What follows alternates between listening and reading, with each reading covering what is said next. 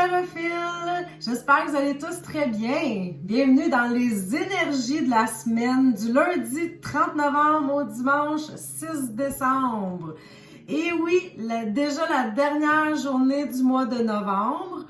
Et non la moindre, parce qu'on a une pleine lune aujourd'hui. Donc, dernière journée du mois de novembre, la fin d'un mois, la fin d'un cycle, le début d'un autre, une pleine lune, les émotions sont dans le tapis.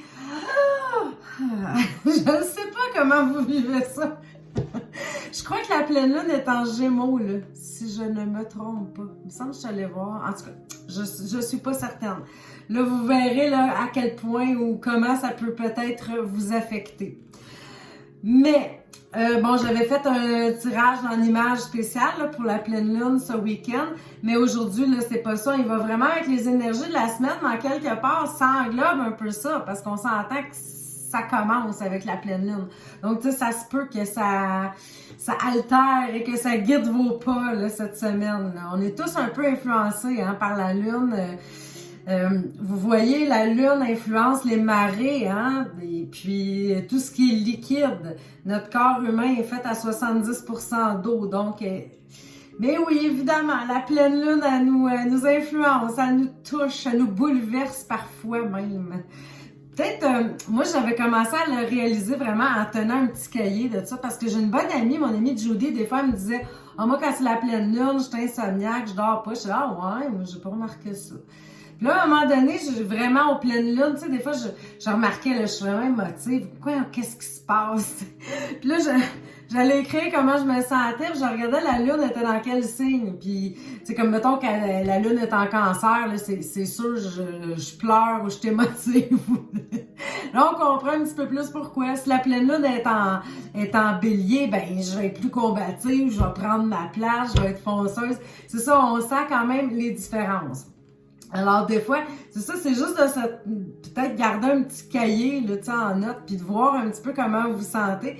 Puis vous allez réaliser peut-être que la lune, elle vous influence peut-être plus que vous pensez, là. Pas juste la pleine lune, les nouvelles lunes, etc., etc. Donc, aujourd'hui, ce que j'ai fait, j'ai utilisé 3 jeux de tarot vraiment pour aller voir les énergies de la semaine, mais c'est la semaine quand même qui débute avec la pleine lune. Donc, on va commencer avec le choix numéro 1. Vous avez pris le Crystal Vision Tarot. Moi, j'aime beaucoup ce tarot-là à cause de ses teintes. Il y a beaucoup de lilas, de mauve, je l'aime pour ça. Ben là, c'est sûr, là, je suis dans une série. Attendez un petit peu.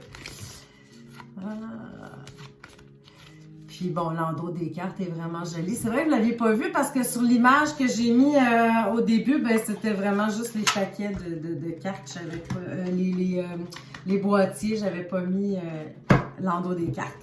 Donc, je vous les montre ici. Là, j'ai séparé les arcanes majeures parce que je vais seulement utiliser les arcanes majeures pour le tirage. Donc, pour celles qui ont fait, ceux et celles, bon, ouais, je parle juste au féminin, ben, c'est parce que c'est la lune, c'est féminin. Je me trouve des excuses pour ma gaffe. Aïe, aïe. Mais non, on a quelques hommes. C'est sûr que la majorité, c'était plus des femmes. On a Nelson, on a Jacques, on a... Il y en a, je peux pas tous vous nommer, là, les hommes qui nous regardent, mais bon, on vous mettra pas de côté.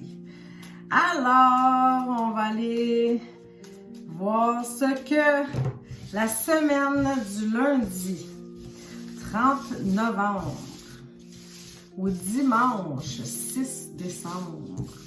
Qu'est-ce qu'elle nous réserve? Qu'est-ce qui va se passer durant cette semaine-là? Comment on va la vivre? Ça va être quoi nos influences? Pour les choix numéro 1. On va aller voir ça.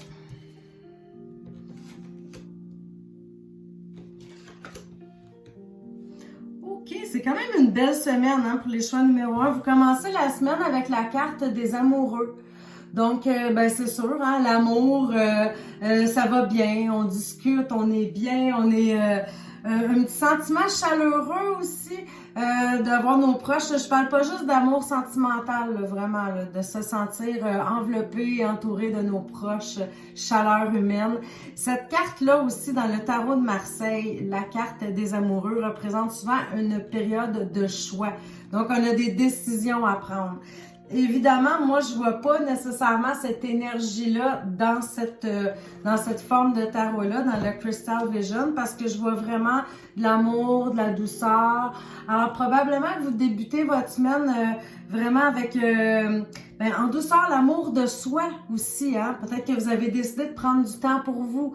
Peut-être que vous avez décidé de mettre la pédale douce un peu, là, puis d'aller un petit peu plus vers l'essentiel, vers le cœur. Alors, c'est un très beau début de semaine. Ensuite, avec le pape, on sent qu'on est dans la bonne voie, dans la bonne direction. On continue, on sent qu'on est bien guidé. On sent qu'on est protégé cette semaine. On sent que ça va bien, ça va bien. On est sur la bonne voie. Ensuite, à la fin de la semaine, on a la roue de fortune inversée. La roue de fortune inversée, c'est pas nécessairement une carte difficile, c'est pas une carte dure. Mais c'est juste peut-être qu'on peut ressentir que, peut-être des petits trucs là, qui fonctionnent un petit peu moins bien qu'on voudrait. Sans que ça soit nécessairement une mauvaise nouvelle intense, mais ça peut être juste un petit irritant de la vie, là, comme être pris dans le trafic ou être, tu sais, qu'il y a quelque chose qui nous freine un peu, qui nous agace un peu. Peut-être qu'on avait quelque chose de prévu puis que finalement ça se produira pas. Ça peut être juste un petit truc comme ça. Donc, c'est sûr que ça vient peut-être mettre un petit assombrissement sur cette magnifique semaine, mais sinon, moi, je peux vous dire, les choix numéro 1, vous allez passer une belle semaine en général. Vous allez survivre à votre pleine lune. Et Caroline! On la vit tous différemment, hein? Vous pouvez m'écrire dans les commentaires, hein, vous, si vous sentez justement que la pleine lune vous influence, puis de quelle façon elle vous influence. Vraiment, là, ça m'intéresse énormément. Si vous pouvez prendre juste un petit instant là, pour partager ça avec moi. Les choix numéro 2, vous avez pris de Light Sears Tarot. Lui, là, il est juste magnifique. Puis vraiment, là, je pèse mes mots. Les cartes sont vraiment... c'est hallucinant. Vraiment, ce qui est beau, ce jeu-là, là, c'est vraiment les couleurs, de toute beauté. Vraiment. De toute beauté. Alors, tout comme le cristal tarot, j'ai juste retiré les cartes, les arcanes majeures afin de faire votre tirage à vous, ceux qui ont fait le choix numéro 2. Alors, on y va avec le mélange des cartes. Là, je le laisse au complet finalement, là, mon mélange de cartes. Je l'avance pas rapidement. Je pourrais trouver comment ça fonctionne. Il y a des gens qui m'ont écrit dans le commentaire, moi j'aime ça, voir le processus de mélange. Alors je me suis dit, pourquoi pas? On va continuer comme ça, si ça plaît. Moi, si ça vous dérange pas, ça me dérange pas. Je suis bien conciliante. Je m'en fais pas du tout. OK, les choix numéro 2, je retrousse mes manches. On se met dans l'énergie de la semaine du lundi 30 novembre, dimanche 6 décembre. C'est drôle, je dis décembre, on est déjà rendu là. En même temps, déjà, puis on est comme, oui, c'est correct. 2020 peut s'en aller. OK, quelle énergie pour les choix numéro 2 cette semaine? Qu'est-ce qu'il y a pour vous dans cette semaine qui débute avec non moins que rien qu'une pleine lune? Une pleine lune. OK, allons voir ça. L'impératrice, la papesse et le pape. My God, tout à l'endroit. Non, mais là, on dirait vraiment que c'est votre semaine. Le choix numéro 2. Je ne sais pas qu'est-ce qui arrive pour vous, là, mais en début de semaine, vous êtes vraiment comme dans des projets. C'est comme si on pense à qu'est-ce qu'on va faire, peut-être cette semaine ou peut-être même plus tard. Là. On peut se projeter plus tard. Là. On peut peut-être à Noël, peut-être même l'année prochaine, mais on sent que vous voulez déjà là, mettre des bases solides pour qu'est-ce qui s'en vient. On prépare quelque chose. Vous voyez le personnage qui est enceinte. Bon, là, peut-être que vous allez le concevoir aussi. Ça, c'est vous qui le savez. Mais, donc, c'est ça. On sent qu'il y a comme des projets qui prennent cours. On est en mode, on veut réaliser des choses, mais là, on n'est comme pas encore à l'action. On est juste en train de préparer tout ça. Là. Tu sais, on pense à qu'est-ce qu'on veut faire. Si c'est vraiment juste réduit à la semaine, on peut dire qu'on est en train de penser à qu'est-ce qu'on va faire cette semaine. Tu sais, on monte les plans de la semaine. Mais sinon, ça peut être même à plus long terme, comme je vous disais. Tu sais, on peut commencer en début de semaine à penser à qu'est-ce qu'on va faire dans un mois. Rien, un n'empêche pas l'autre. Ensuite, ici, avec la papesse, on est vraiment connecté avec le divin. Hein?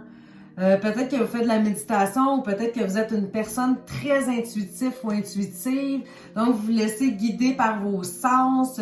Vous le savez, là, qu'est-ce qui est bon pour vous. Donc, on fait des projets et ensuite, on se laisse guider. C'est comme si on fait confiance à l'univers, que les choses prennent forme, que tout va pour le mieux. Et il y a une grande patience aussi dans cette carte-là. Un grand calme, on est posé. C'est vraiment magnifique. Et puis, on finit la semaine avec le pape. Donc, vous voyez que, comme je vous disais, ces cartes-là sont vraiment uniques. On s'entend qu'ils ne ressemblent pas au pape qu'on connaît. Hein? C'est sûr. Mais tout de même, on peut ressentir comme un gourou. Donc, c'est comme si on dirait c'est comme je vous disais, c'est vraiment comme une semaine sous le signe du développement personnel, de l'évolution, de spirituel, je dirais. Ben, vous êtes guidé, vous êtes protégé, vous sentez que vous êtes au bon endroit, au bon moment. Alors, écoutez, enjoy, hein? Le choix numéro 2, enjoy!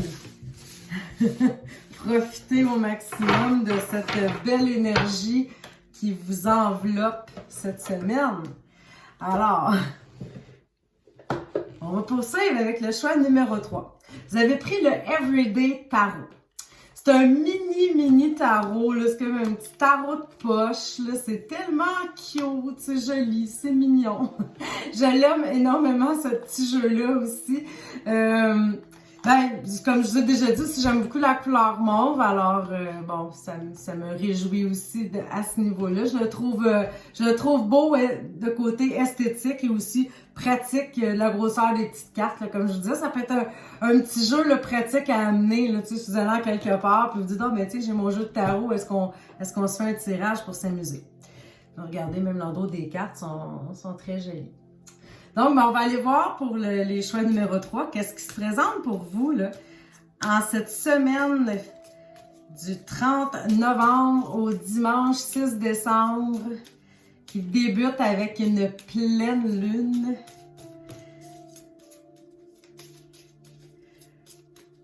Ça se mélange bien, les petites cartes comme ça.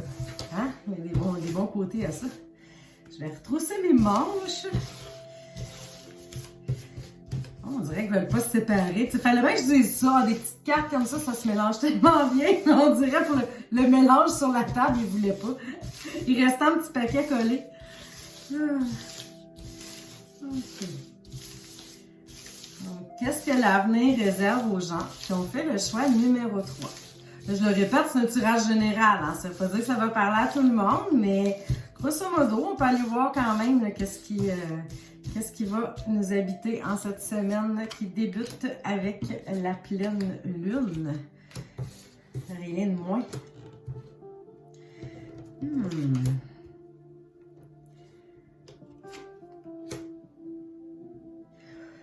Ouf, ça va être mouvementé. Ça va être mouvementé, les amis. Vous commencez la semaine avec le diable inversé. Là, je vous montre la carte à l'endroit. Vous voyez, c'est tout le temps dans les mêmes teintes, ce jeu-là. Ça peut vouloir dire deux choses, ou peut-être même, ça peut vouloir le dire les deux en même temps. Soit que vous êtes en perte d'énergie, tu sais, comme musculaire. On se sent fatigué physiquement. Et il y a peut-être aussi une colère aussi qui est là. Comme un genre de perte de contrôle. Il y a quelque chose qui fonctionne pas. Il y a quelque chose qui va pas bien, qui nous choque, qui nous prend de l'énergie. Sans que ça soit, tu sais, choqué, la crise, la colère, là, mais Il y a vraiment une frustration. Il y a quelque chose qui est là. Si vous ne sentez pas de frustration, si ça ne vous parle pas, mais que vous êtes fatigué physiquement, ben ça peut aussi représenter ça. C'est une grande fatigue musculaire, un épuisement. Là. On le sent physiquement qu'on est faible. Mais comme je dis, ça peut vraiment venir aussi d'une émotion négative, là, qu'il y a quelque chose qui nous fatigue. Il y a peut-être quelqu'un dans notre entourage qu'on n'est plus capable de sentir. Ça peut être à beaucoup de niveaux. Hein? Donc, à vous de voir qu'est-ce qui colle avec vous. Ensuite, ben c'est sûr qu'on va vers la papesse. C'est comme si on se calmait. C'est comme si on se disait, OK, ça fonctionne pas pour moi. Mais finalement, c'est à moi que je me fais du tort. C'est à moi que je me fais du tort en vivant cette fatigue-là, en vivant cette frustration-là avec cette personne-là ou avec cette situation-là. Alors, c'est comme si on décidait de rester calme avec ça, de suivre son écoute, son intuition, son cœur et de dire, OK, je ne vais plus me laisser guider là, seulement par mes émotions parce que ça ne me mène pas bien au bon endroit. Hein? Donc, on dirait qu'en milieu de semaine, on arrive à s'apaiser un peu, on arrive à se calmer, on n'est pas du tout dans la même énergie. Peut-être justement, hein, quand on réalise parfois là, qu'on donne beaucoup de pouvoir aux autres, aux situations là, qui nous font du tort, puis à un moment donné, on se dit, OK, regarde, je suis juste plus capable de prendre ça, je me libère de ça, j'esquive. Donc, c'est comme si on prenait conscience. C'est une grosse prise de conscience que ça ne fonctionnait pas. Là. On laisse aller. Et puis, cette prise de conscience-là nous amène à une grande transformation avec la mort à la fin de la semaine. Là, la mort, là, comme je vous l'ai répété souvent, c'est pas une mauvaise carte. Faut pas voir la mort, tu sais, comme dans les films qu'on voit des tireuses de cartes qui tirent la mort, là, puis ils ont une boule de cristal, puis tout le monde, puis là, tout le monde meurt en dedans de 15 minutes. Là. C'est pas ça. La mort, c'est une carte de transformation. On est tranchant, par contre. On est décisif. On dit, OK, ça, j'en veux plus. Oui, il y a comme une période de deuil, évidemment, parce qu'on se libère de quelque chose dans notre vie pour aller vers autre chose. Donc, c'est sûr qu'il peut y avoir une période de deuil, mais en même temps, c'est pour aller vers quelque chose de mieux. La vie est une transformation. On se transforme à tous les jours. Il y a des changements tout le temps. Donc, c'est ça, on dirait que le début de la semaine vous a fait réaliser quelque chose. Je ne sais pas si ça va être avec votre fameuse pleine lune, justement. Et ensuite, vous décidez d'aller dans le cœur, dans les émotions, de voir qu'est-ce que ça m'apporte, tout ça. Il y a une prise de conscience et ensuite, on tranche. On décide, OK, moi, je prends ce chemin-là, je me libère de cette personne-là, de cette situation-là, j'avance. Je passe à autre chose. Alors, ça va être une semaine décisive hein, pour vous, les choix numéro 3. Ça ne sera pas de tout repos, mais en même temps, c'est tellement positif. Alors, je vous remercie énormément. Je vous souhaite un bon matin avec votre tisane, votre café. Une bonne pleine lune. Prenez bien soin de vous. On se voit demain. À bientôt.